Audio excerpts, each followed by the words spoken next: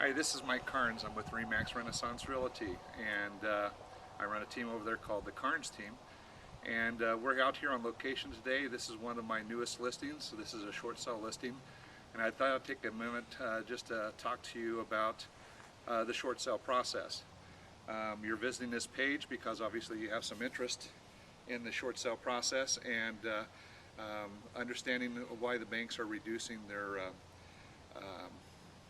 the principal that is owed on the properties, and that's kind of what we do through the short sale process. So the first thing you need to understand is our main goal is to try to avoid foreclosure.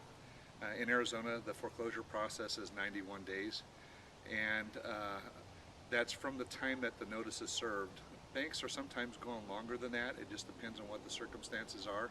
We've been able to get them to stall off foreclosure if we have a acceptable contract that comes in on the property. And so the main thing is making sure that we have ample time to put the property out on the market to try to get an offer in so that we can sit down and negotiate with the banks a short payoff. So the negotiation process is the important part. That's where I actually will call and talk to a representative of the bank, and they will kind of let me know what the terms and conditions are. What we basically want to do is, even though we live in Arizona and this is what they call an anti-deficiency state, the anti-deficiency laws here are very, very difficult to understand. Sometimes we need to get attorneys and we need to get accountants involved with the process, so I'm not going to go a whole lot into that process.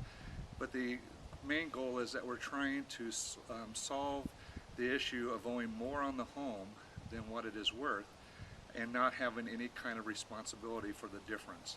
That is our main goal when we're trying to go through the short sale process. So we have, through that short sale process, we have short sale documentation that we need to put together. That's where I need the help of the homeowner to basically put that information that the bank will require. They're going to want to look at your financials. They're going to be looking at to see if there's a hardship situation going on. And we get into more details when we get into a one-on-one type situation with that process. The short sale process, so you know, very much involves everybody on the team. It involves the title company, the lenders. I need information from them a lot of the times to show that we have an adequate buyer for the property. So there's documentation that they will require from them. We also will be in a situation where we need information from you as the homeowner, and the homeowner provides me with the bulk of information that I need for the bank to decide whether or not they're going to go through with the short sale process. We know pretty much up front that we want to, you know, what information is needed for the short sale process. So we sit down and we go through that in our initial meeting, if that's what we end up doing. What happens after we close a short sale is, like I said, we try to avoid a deficiency, and there will be what's called a 1099A or a C. And knowing the difference between what those two forms are is very, very critical. It tells the IRS whether or not there should be any type of deficiency paid out to them at the end of the tax year. That's why we get CPAs and accountants involved. It's an extremely important process, and we make sure we get you to the right people to make sure that that's being taken care of. So a lot of people will ask on the short sale process how the credit is impacted. Well, it just depends. We try to keep current with all the other bills that you have out there, and if you do that, I've seen it affect people's score as low as 50 points. I've seen 6 months later people's score being as high or not higher than what it was before then.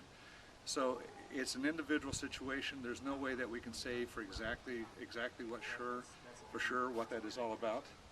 And it's a situation where we want to look at your case individually and address that issue. But that might be a question that you want to bring up with me. The last thing I want to go over is alternatives for foreclosure. There are 9 different alternatives that I can go through with you besides a short sale. And that is a process that will take me about 20 minutes to go through with you so that you know exactly what the alternatives are. And it's actually posted out on a website that I have at stopforeclosuresnaz.com. Just spell the word out, stop, S-T-O-P, foreclosures, F-O-R-E-C-L-O-S-U-R-E-S, N-I-N, Arizona, AZ.com. And those 9 methods of avoiding foreclosure are all posted there with information about each one of those. I would invite you to go to that site, see what other information is out there. We have all kinds of reports that is updated on a weekly basis. We want to get you informed, and we want to get you to the point where you're making what's the best decision for you and your family. So I advise you to go to that site. Call me if you have any questions. I set up a no cost, no obligation consultation for anybody who needs to do it. We can do that over the phone. We can also do that in person. I'd prefer to do it in person so that we can make sure that we give you the appropriate time necessary. I appreciate you stopping by, and hope you have a great day.